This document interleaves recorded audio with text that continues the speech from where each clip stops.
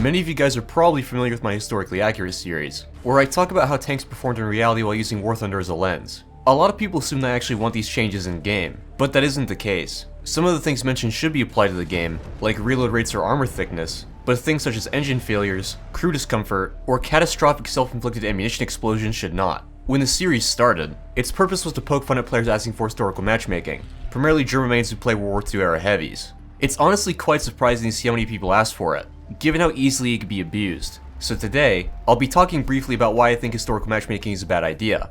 Before we get into that though, I'm going to take a second to talk about my sponsor. I partner with Apex Gaming to make a line of pre-built gaming PCs, so if you're looking to upgrade, you should check it out. You can use my username as a discount code on checkout.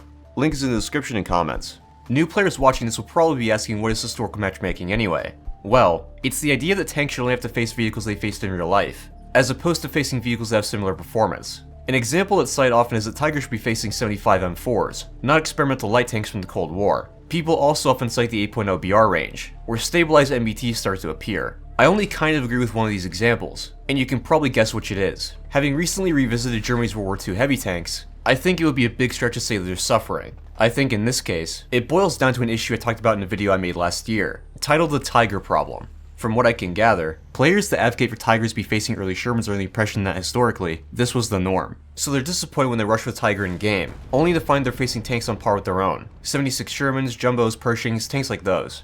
I don't like to use this term often because I think it's pretty reductionist, but I do genuinely believe this is a skill issue. If Thunder skill is any indication, both Tigers have win rates above 50%, and KD is above 2.0. It shouldn't need to be explained that tanks like the T-3476, M4A2, or Cromwell will not fare well against teams with Tigers.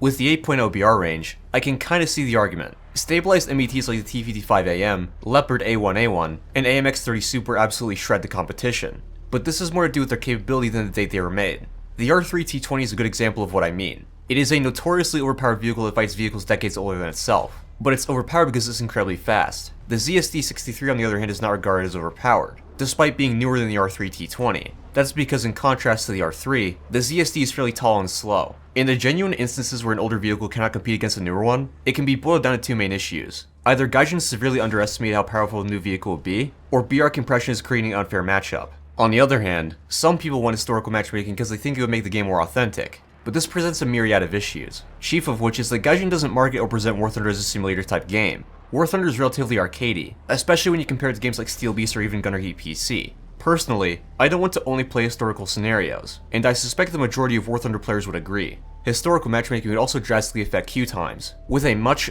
smaller pool of vehicles and only one possible nation set up for teams, queue times would increase exponentially.